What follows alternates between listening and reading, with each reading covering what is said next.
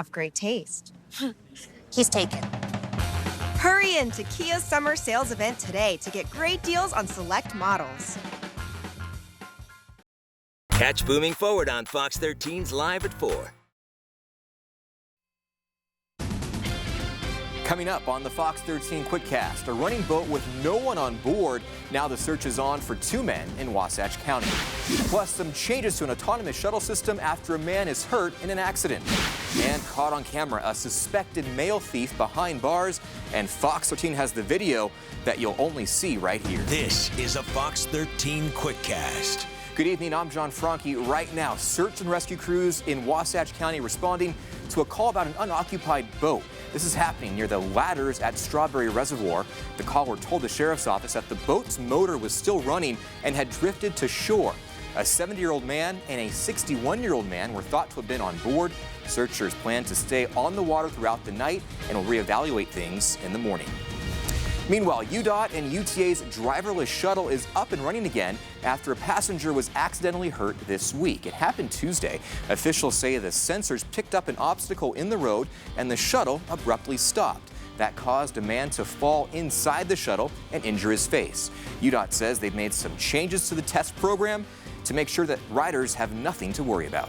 So we immediately took the shuttle out of service and conducted several tests. We feel very confident that it's safe. The shuttle's top speed was lowered from 12 miles per hour to 9, and a host on board is now warning passengers to be aware of sudden stops. A local shop owner is hoping someone comes forward after thousands of dollars of bikes were taken from his shop. Just after 4 o'clock this morning at the Fisher Cyclery and Sugar House, surveillance footage captures a white man in a black hoodie throwing a rock through the window. He got away with 2 bikes worth, get this, $4,000, and he also caused some property damage. It's substantial when you're trying to make ends meet. I mean, my guys all want to have a job, and yeah, and I like doing business under lights and in a building, and you know, all the things you pay for.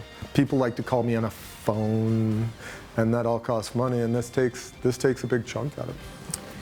The missing bikes are giant bikes, one bright orange, the other one is black, red, and silver. If you see them or know anything about this, please call police. Well, it was a hot one today. Those temperatures really spiked after our mini cool down yesterday. 99 in Salt Lake, mid-90s up in Ogden and Logan. We hit 102 in St. George, which is actually a little bit cooler than it has been there.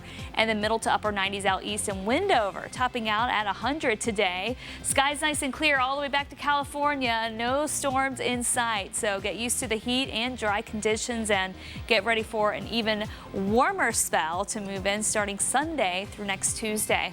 Tomorrow morning we'll start in the 60s and 70s, 50s for the Wasatch back, 70s down south, and then tomorrow afternoon, middle to upper 90s for the Wasatch front, right around 103 or 104 down south, and we'll top out almost at 90 in Park City.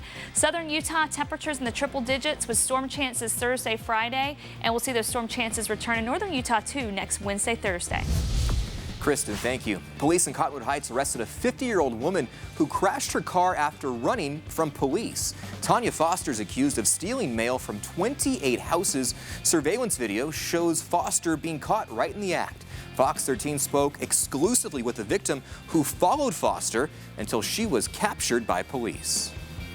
It was very surreal, especially when it rolled on its side and she was crawling out. I felt like I was watching an episode of Cops.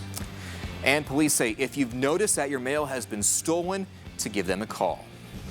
Utah residents from Puerto Rico are closely watching political turmoil in their homeland. Protesters there are calling for Governor Ricardo Rossello's resignation after allegations of corruption and the leak of misogynistic and homophobic comments that he made. Puerto Ricans here in Utah stand in solidarity with the protesters and are planning a peaceful protest. I feel uncertainty because nobody really knows what's going to happen.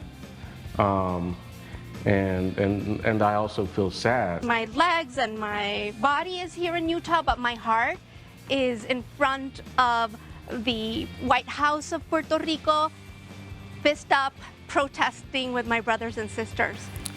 The peaceful protest is planned for Friday night at 7 o'clock at Liberty Park. And finally tonight, a fun day for kids at the Shriners Hospital right here in our area. Today was the annual Summerfest Bash, and the hospital debuted its beach wheelchair and stroller learner program. They make it easier for kids with disabilities to enjoy a trip to the beach or the lake. That's all the time we have for this Fox 13 Quickcast. The day's top stories in just 5 minutes. Modern Family starts right now.